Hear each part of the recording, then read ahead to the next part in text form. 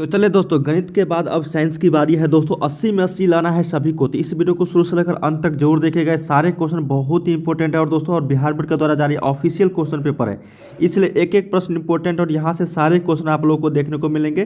तो वीडियो को शुरू से लेकर अंत तक जरूर देखेगा। जितने भी छात्र मैट्रिक के हैं दोस्तों, तो इस वीडियो को लाइक करके शेयर जरूर कीजिए अपने दोस्तों में, ताकि सभी छात्र इस वीडियो की मदद से 80 में 40 ऑब्जेक्टिव क्वेश्चन सही कर पाएंगे। ठीक है ना। तो इस वीडियो को लाइक करके शेयर जरूर कीजिए। और जितने भी छात्र चैनल को सब्सक्राइब नहीं किया दोस्तों, चैनल को सब्सक्राइब कर लीजिए। वीडियो के नीचे लाल रंग में सब्सक्राइब बटन होगा, उसको प्रेस करके साथ में ऑल नोटिफिकेशन सेलेक्ट कर लीजिए, ताकि जैसे हम लोग इसका न्यू पार्ट लेकर आएंगे दोस्तों, next video social science, science, Hindi, English जितने भी है दोस्तों, आप एग्जाम सभी का नोटिफिकेशन आपको मिलते रहेंगे एग्जाम से, है ना।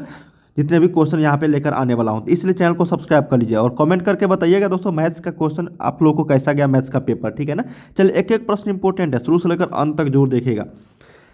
दोस्तों, यहाँ पे पहला क्वेश्चन पूछ रहा है कि एक प्रकाश किरण समतल दर्पण पर लंबवत आपतित होती है तो परावर्तन कोण का मान क्या हो जाएगा। तो लंबवत की अगर बात हो रही है दोस्तों, तो यहाँ पे क्या हो जाएगा, ऑप्शन नंबर सी 90 डिग्री। देखिए दोस्तों, जितने भी क्वेश्चन मैं बता रहा हूँ, ये सारे क्वेश्चन बिहार बोर्ड के द्वारा जारी ऑफिशियल क्वेश्चन पेपर है और यहाँ से सारे आप लोगों को पूछे जाएंगे। सेम टू सेम क्वेश्चन रहेंगे दोस्तों, इसलिए एक एक प्रश्न इंपॉर्टेंट है, शुरू से लेकर अंत तक जरूर देखेगा। ठीक है। चलिए, वायु का निरपेक्ष अपवर्तनांक वास्तव में होता है। तो वायु का निरपेक्ष अपवर्तनांक जो होता है दोस्तों, एक से अधिक होता है ना। तो ऑप्शन नंबर यहाँ पे 2 का सी के साथ हम लोग जाएंगे, 2 का सी। थर्ड नंबर है दोस्तों, कहा गया है कि स्पष्ट दृष्टि की न्यूनतम दूरी जो होती है वो कितनी होती है। तो स्पष्ट दृष्टि की जो न्यूनतम दूरी होती है दोस्तों, ये आपका 25 सेंटीमीटर होता है। तो ऑप्शन नंबर ए के साथ चलेंगे, 25 सेंटीमीटर। ठीक है। चलिए दोस्तों, अगला प्रश्न देखते हैं हम लोग। कहा गया है कि वोल्ट बराबर होता है जहां C बराबर कूलम है, J बराबर जूल है, A बराबर एम्पियर है। तो हम लोग जानते हैं दोस्तों, यहाँ पे 1 वोल्ट बराबर होता है 1 जूल पर कूलम, है ना। तो ऑप्शन नंबर यहाँ पे बी हो जाएगा, 4 का बी करेक्ट हो जाएगा। जूल पर कूलम को हम लोग क्या बोलते हैं दोस्तों, वोल्ट बोलते हैं। मतलब 1 वोल्ट बराबर होता है 1 जूल पर कूलम। काफ़ी शानदार प्रश्न था। अगला प्रश्न, विद्युत धारा का चुंबकीय प्रभाव किसने खोज निकाला था। तो विद्युत धारा का चुंबकीय प्रभाव जो निकाला था खोज दोस्तों, ये निकाला था आपका ऑस्ट्रोड के ऑस्ट्रोड। ऑप्शन नंबर यहाँ पे 5 का क्या हो जाएगा, बी हो जाएगा, ऑस्ट्रेड नामक व्यक्ति ने। ठीक है ना, याद रखिएगा। चलिए, अगला क्वेश्चन देखते हैं हम लोग कि घरों में विद्युत आपूर्ति जो की जाती है वो कौन सा धारा होती है, दिष्ट धारा, प्रत्यावर्ती धारा। तो 220 वोल्ट प्रत्यावर्ती धारा होता है दोस्तों। तो यहाँ पे 6 का जो ऑप्शन नंबर सी हो जाएगा, 220 वोल्ट अल्टरनेटिंग करंट AC होता है ना, 220 वोल्ट AC। लेंस में कितने मुख्य फोकस होते हैं। तो लेंस में जो मुख्य फोकस की जो संख्या होती है दोस्तों, ये होता है आपका 2। कितने, 2 फोकस होते हैं ना, इधर एक और इधर एक। ठीक है। अगला प्रश्न देखते हैं कि तांबा और जिंक के मिश्र धातु को क्या बोलते हैं। तांबा और जिंक के मिश्र धातु को हम लोग पीतल बोलते हैं दोस्तों। तो ऑप्शन नंबर 1 के साथ चलेंगे, पीतल, जिसको हम लोग ब्रास बोलते हैं। अगला क्वेश्चन कि अम्लीय विलयन का पीएच मान क्या होगा। तो अम्लीय विलयन का जो पीएच मान होता है तो 7 से कम होता है। तो ऑप्शन नंबर यहाँ पे सी हो जाएगा, 9 का सी करेक्ट हो जाएगी। एल्केन का सामान्य सूत्र क्या है। तो CnH2n+2 होता है दोस्तों एल्केन का, है ना। ये एल्कीन और ये एल्काइन हो जाता है। ये एल्कीन है दोस्तों, ठीक है ना, और ये आपका एल्काइन है। तीनों का मैंने बता दिया, एक प्रश्न आप लोगों को पूछे ही जाएंगे। ठीक है ना, ये एल्केन का था। 10 का सी। 11 है कि कौन शून्य वर्ग का तत्व है। तो शून्य वर्ग का तत्व है दोस्तों हीलियम, है ना। हीलियम जो है एक शून्य वर्ग का तत्व है। तो यहाँ पे 11 का ऑप्शन नंबर सी के साथ चलेंगे। कार्बन की संयोजकता होती है। तो कार्बन की संयोजकता 4 होती है दोस्तों। ऑप्शन नंबर 12 का बी हो जाएगा। 13 नंबर है कि किस आवर्त में सबसे अधिक तत्व है। तो किस आवर्त में, टोटल 7 आवर्त है दोस्तों। तो टोटल जितने भी तत्व है, सबसे अधिक तत्व किस आवर्त में है। तो ये है आपका दोस्तों यहाँ पे 6th में, है ना, 6th में। ऑप्शन याद रखिएगा, 6th आवर्त में सबसे ज़्यादा तत्व है। CHO अभिक्रियाशील मूलक को क्या बोलते हैं, एल्डिहाइड। काफ़ी शानदार प्रश्न है दोस्तों, एल्डिहाइड बोलते हैं। 15 का सी हो जाएगा। चलिए, बायोलॉजी से क्वेश्चन देखते हैं कि पारिस्थितिक तंत्र में ऊर्जा का प्रभाव होता है। तो पारिस्थितिक तंत्र में जो ऊर्जा का प्रभाव होता है दोस्तों, ये होता है आपका एक दिशीय, है ना, यूनिडायरेक्शनल। ऑप्शन नंबर 1 के साथ चलेंगे हम लोग। अगला प्रश्न देखते हैं कि पादप अपशिष्ट संचित होते हैं। क्या क्वेश्चन है कि पादप अपशिष्ट संचित जो होते हैं दोस्तों किस में, है ना। तो यहाँ पे 16 का आंसर हो जाएगा, पत्तियों में, छाल में, कोशिकीय रिक्ताओं, मतलब इनमें से सभी हो जाएगा। ऑप्शन नंबर डी के साथ चलेंगे यहाँ पे। अगला प्रश्न, विकासीय दृष्टिकोण से हमारी किससे अधिक समानता है। तो विकासीय दृष्टिकोण से जो है दोस्तों सबसे अधिक समानता की अगर बात करें तो वह है आपका चिंपैंजी से। तो ऑप्शन नंबर यहाँ पे बी हो जाएगा, चिंपांजी। ठीक है। अगला प्रश्न देखते हैं, कहा गया कि शुद्ध या ऑक्सीजनित रक्त को हृदय से शरीर के विभिन्न भागों में ले जाने वाली रक्त वाहिनियाँ जो कहलाती है वो क्या कहलाती है? तो 18 का correct answer option number A हो जाएगा, धमनियाँ। क्या कहलाता है? धमनियाँ। नर युग्मक तथा मादा युग्मक के संयोजन से बनता है। तो नर युग्मक तथा मादा युग्मक के संयोजन से बनता है दोस्तों, उसको हम लोग बोलते हैं जाइगोट। क्या बोलते हैं? जाइगोट। मनुष्यों में सांस लेने और छोड़ने की प्रक्रिया को क्या कहा जाता है दोस्तों? इसको हम लोग बोलते हैं श्वासोच्छ्वास। क्या बोलते हैं? श्वासोच्छ्वास। तो ऑप्शन नंबर यहाँ पे बी करेक्ट हो जाएगी। अगला प्रश्न है दोस्तों यहाँ पे कि दो समांतर समतल दर्पणों के बीच रखी वस्तु के मूलतः कितने प्रतिबिंब बन सकते हैं? तो अनंत बनते हैं दोस्तों। मान लो कि इधर और एक इधर, दोनों तरफ हम समतल दर्पण अगर लगा देंगे तो और बीच में अगर वस्तु रख देंगे दोस्तों, तो इसमें कितने प्रतिबिंब बनेंगे? तो अनंत प्रतिबिंब बनेंगे। तो ऑप्शन नंबर डी के साथ चलेंगे हम लोग यहाँ पे। ठीक है, चलिए अगला प्रश्न देखते हैं कि यदि किसी अवतल दर्पण, क्या कहा? यदि किसी अवतल दर्पण के ध्रुव से फोकस की दूरी इतनी है तो वक्ता तिरछ की दूरी कितना होगी? तो क्या होता है? एफ बराबर R/2 है ना। तो आर बराबर क्या हो जाएगा दोस्तों? 2F, मतलब आपका 2 गुने 25, तो ये कितना हो जाएगा? 50 सेंटीमीटर। ऑप्शन नंबर ए के साथ चलेंगे। दो का क्या हो जाएगा दोस्तों यहाँ पे? वक्ता केंद्र की दूरी यहाँ पे पूछा गया ना दोस्तों। अगला प्रश्न देखते हैं दोस्तों यहाँ पे थर्ड नंबर की हीरे का अपवर्तनांक अगर 2.4 है तो हीरे में प्रकाश की चाल कितनी होगी, है ना। तो हीरा का अपवर्तनांक सबसे ज़्यादा होता है दोस्तों। तो इसमें जो प्रकाश की चाल होगी आपका वो होगा 1.2 गुने 10⁸ मीटर पर सेकेंड। इसका फॉर्मूला आता है, उसी फॉर्मूला पे ये बन रहा है। ठीक है, लेंस की क्षमता कैसे है मात्रक? देखिए लेंस की क्षमता कैसे है मात्रक होता है दोस्तों? डायोप्टर, है ना। और डायोप्टर को हम लोग क्या बोलते हैं? 1/f।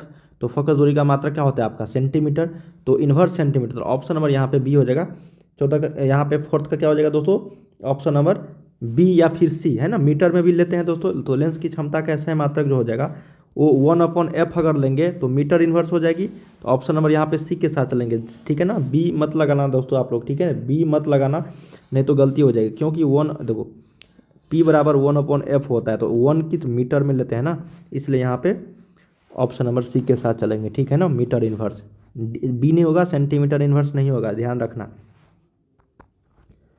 चंद्रमा पर खड़े अंतरिक्ष व्यक्ति यात्री को आकाश जो प्रतीत होता है वो काला प्रतीत होता है। तो ऑप्शन नंबर डी के साथ चलेंगे हम लोग। विद्युत धारा की प्रबलता को नापने के लिए किसका उपयोग किया जाता है? तो विद्युत धारा की प्रबलता को मापने के लिए जो हम लोग उपयोग करते हैं दोस्तों, एमीटर को। विद्युत चुंबक बनाने में प्रायः किस पदार्थ के छड़ का प्रयोग किया जाता है? तो इसका राइट आंसर हो जाएगा नरम लोहा। 7 का ए करेक्ट हो जाएगी यहाँ पे। काफ़ी सारे इंपॉर्टेंट क्वेश्चन है दोस्तों ये। कौन सा धातु विद्युत का सुचालक है? इसमें 4 ऑप्शन दिए गए हैं, सुचालक बतानी है। वो ग्रेफाइट हो जाएगा जो सुचालक होता है विद्युत का, और अधातु होके भी। ठीक है ना। अगला प्रश्न है दोस्तों, कहा गया कि आवर्त सारणी में किसी वर्ग में ऊपर से नीचे जाने पर जो तत्वों का धात्विक गुण होता है वो क्या होता है? तो वो बढ़ता है दोस्तों। तो ऑप्शन नंबर सी के साथ चलेंगे हम लोग। अगला प्रश्न थोड़ा सा फास्ट कर रहे हैं, ठीक है ना। ये COOH क्या है दोस्तों? बताओ COOH क्या है? एक अम्ल है ना, अभिक्रियाशील मूलक होता है। ऑप्शन नंबर यहाँ पे 10 का सी हो जाएगा, जिसको हम लोग क्या बोलते हैं? कार्बोक्सिलिक अम्ल। हीलियम कैसा तत्व है? हीलियम एक अक्रिय तत्व है दोस्तों। ऑप्शन नंबर यहाँ पे 11 का ए हो जाएगा। 12 है दोस्तों कि आवर्त सारणी में कितने वर्ग है? तो टोटल 18 वर्ग है, और 7 जो है ये आवर्त है। ठीक है ना, आवर्तों की संख्या 7 और ये 18 वर्ग है आपका। तो ऑप्शन नंबर डी हो जाएगा यहाँ पे। चलिए अगला प्रश्न देखते हैं कि जल का पीएच मान जो होता है वो कितना होता है? जल का पीएच मान 7 होता है दोस्तों। किसी पदार्थ से ऑक्सीजन का निष्कासन क्या कहता है? किसी पदार्थ से ऑक्सीजन का निष्कासन क्या कहलाता है दोस्तों? इसका राइट आंसर हो जाएगा अवकरण। क्या बोलते हैं? अवकरण, है ना। रिडक्शन बोलते हैं हम लोग, रिडक्शन। चलिए अगला प्रश्न, वन पारिस्थितिक तंत्र में हिरण होते हैं। तो वन पारिस्थितिक तंत्र में जो हिरण होते हैं दोस्तों, ये आपका प्राथमिक उपभोक्ता होता है, प्राइमरी कंज्यूमर्स। हमारे शरीर में विभिन्न जैविक कार्यों का नियंत्रण होता है कहाँ, किसके द्वारा? तो हमारे शरीर में विभिन्न जैविक कार्यों का नियंत्रण जो होता है दोस्तों, ये आपको होता है तंत्रिका एवं रसायन दोनों के द्वारा। तो ऑप्शन नंबर यहाँ पे 16 का सी करेक्ट हो जाएगी। अगला प्रश्न देखते हैं कि निम्नलिखित में से कौन अमीनो अम्ल के विखंडन से बनता है? तो 17 का सी उत्तर ऑप्शन नंबर ये हो जाएगा NH3। Option number C ammonia.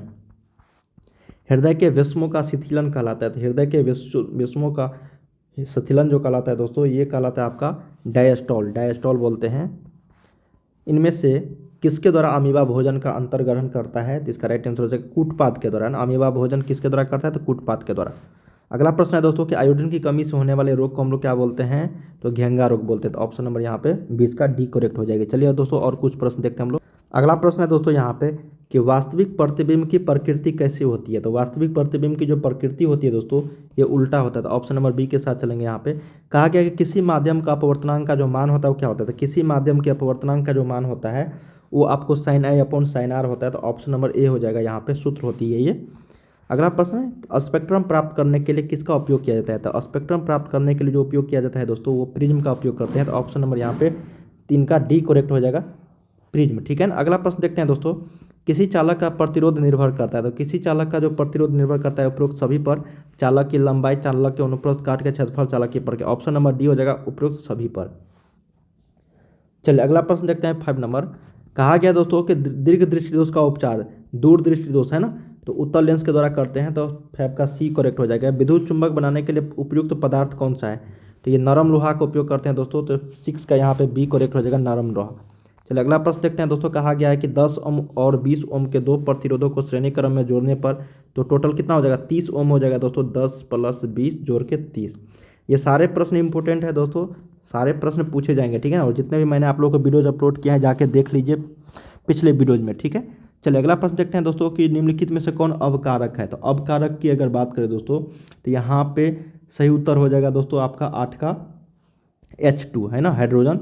संक्षारण में किस प्रकार की अभिक्रिया होती है? तो संक्षारण में यहाँ पे जो अभिक्रिया होती है दोस्तों ये आपका उपचयन होता है ना, ऑक्सीडेशन होता है। ऑप्शन नंबर यहाँ पे डी हो जाएगा, उपचयन है ना।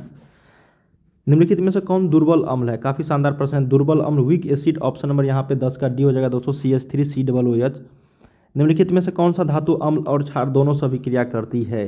तो कौन सा धातु है दोस्तों जो अम्ल और क्षार दोनों से अभिक्रिया करती है? तो उसका नाम है जिंक। निम्नलिखित में से कौन कॉपर का अयस्क है? तो कॉपर के जो अयस्क है दोस्तों यहाँ पे क्यूपराइट है। ऑप्शन नंबर यहाँ पे क्या हो जाएगा दोस्तों? 12 का ए हो जाएगा, क्यूपराइट। कार्बन क्या है दोस्तों? तो कार्बन एक अधातु है ना, कार्बन और ग्रेफाइट क्या है? एक अधातु है। तो यहाँ पे क्या हो जाएगा? 13 का बी हो जाएगा, अधातु। हीलियम परमाणु के बाहरी कक्षा में कितने इलेक्ट्रॉन होते हैं? तो हीलियम के बाहरी कक्षा में जो इलेक्ट्रॉनों की संख्या होती है दोस्तों वो होता है आपका 2। ऑप्शन नंबर बी हो जाएगा। प्रकाश संश्लेषण क्रिया में ऑक्सीजन बाहर निकलता है किससे? तो CO2 से ना, CO2 से निकलता है दोस्तों। तो ऑप्शन नंबर यहाँ पे 15 का क्या हो जाएगा? सॉरी, जल से निकलता है दोस्तों, H2O से है ना, H2O से निकलता है। तो ऑप्शन नंबर ए हो जाएगा, जल से। अगला प्रश्न है दोस्तों कि मनुष्य का सामान्य रक्तदाब जो 120/80 होता है। तो ऑप्शन नंबर यहाँ पे बी हो जाएगा, 16 का। 17 है दोस्तों यहाँ पे अगला प्रश्न कि पायरुवेट का विखंडन किस में होता था? पायरुवेट का जो विखंडन होता है दोस्तों ये आपका माइटोकॉन्ड्रिया में है। तो ऑप्शन नंबर यहाँ पे एक के साथ चलेंगे। अगला प्रश्न है कि नेफ्रॉन किसकी संरचनात्मक एवं क्रियात्मक इकाई है? तो ये आपका वृक्क का है दोस्तों। तो ऑप्शन नंबर यहाँ पे 18 का क्या हो जाएगा? बी हो जाएगा, किडनी का। रंग का कार्य क्या होता है? तो रंग का जो कार्य होता है दोस्तों इसका राइट आंसर हो जाएगा गैसों का विनिमय एवं वाष्प उत्सर्जन करना। निम्नलिखित में से कौन अलैंगिक जनन की विधि है? तो अलैंगिक जनन की अगर विधि की बात करें दोस्तों तो यहाँ पे विखंडन, मुकुलन, द्विखंडन। तो यहाँ पे ऑप्शन नंबर डी हो जाएगा, इनमें से सभी। चलिए दोस्तों अब हम लोग यहाँ पे कुछ शॉर्ट टाइप क्वेश्चन देखते हैं। ठीक है ना, क्वेश्चंस करते हैं। शॉर्ट टाइप में दोस्तों आपको क्या कहा गया है? 1 से 8 तक क्वेश्चन रहेंगे जिसमें आपको 4 का ही जवाब देना है ना। चलिए हम लोग 8 क्वेश्चन को देखते हैं दोस्तों। बहुत देखो, मैंने आप लोगों को बताया था पहले वीडियो में प्रकाश के परावर्तन और अपवर्तन, ये दोनों में से कोई एक पूछेगा दोस्तों। चाहे प्रकाश के परावर्तन पूछेगा या फिर अपवर्तन पूछेगा, दोनों में से एक जरूर पूछेगा। ठीक है ना, तो याद रखिएगा। चलिए अगला प्रश्न, जल और शीशा का अपवर्तनांक इतना है दोस्तों, तो उनमें से प्रत्येक में प्रकाश की गति ज्ञात कीजिए, है ना। तो जल और शीशा का अपवर्तनांक यहाँ पे दिया गया है और निर्वात में अपवर्तनांक, इस दोनों का यहाँ पे प्रकाश की गति चाल निकालनी है दोस्तों, स्पीड ऑफ लाइट। ठीक है। चलिए अगला प्रश्न देखते हैं दोस्तों। कहा गया है कि प्रिज्म से होकर प्रकाश के अपवर्तन का किरण आरेख खींचिए। बहुत ही शानदार प्रश्न है दोस्तों। प्रिज्म से होकर अगर कोई जाता है तो खींच देना है बस आपको, है ना। तो काफ़ी सिंपल है और नाम लिख देना है यहाँ पे बैगनी, ऊपर में लाल, इस तरह से। जीवाश्म ईंधन क्या है? बहुत ही शानदार प्रश्न है। जीवाश्म ईंधन क्या है? इसके 2 उदाहरण दे। विद्युत विभव से आप क्या समझते हैं? यह भी प्रश्न पूछा गया है दोस्तों, याद रखिएगा। फ्लेमिंग का वाम हस्त नियम लिखिए, या फिर आपको दाएं हाथ का नियम भी पूछा जाता है, मैक्सवेल का। किसी चालक का प्रतिरोध किन कारकों पर निर्भर करता है? तीनों पे दोस्तों मैंने आप लोगों को प्रतिरोधकता वाला भी क्वेश्चन पूछा जाता है, प्रतिरोध भी और प्रतिरोधकता वाला। नाभिकीय विखंडन और नाभिकीय संलयन, दोनों में से कोई एक जरूर पूछेगा दोस्तों, याद रखिएगा। नाभिकीय संलयन और नाभिकीय विखंडन में से कोई एक जरूर पूछेगा। ठीक है ना। तो चलिए दोस्तों आज के लिए बस इतना ही। हम लोग मिलते हैं नेक्स्ट वीडियो में दोस्तों। और सारे प्रश्न इंपॉर्टेंट थे, एक एक प्रश्न इंपॉर्टेंट है दोस्तों, सारे याद रख लीजिएगा। ठीक है। और इसके आगे के प्रश्न हम लोग काफ़ी सारे इंपॉर्टेंट क्वेश्चन मैं लेकर आने वाला हूं दोस्तों, इसलिए वीडियो को लाइक करके चैनल को सब्सक्राइब जरूर कर लीजिए जितने भी छात्र देख रहे हैं। चलिए दोस्तों हम लोग मिलते हैं नेक्स्ट वीडियो में, तब तक के लिए जय हिंद, जय भारत।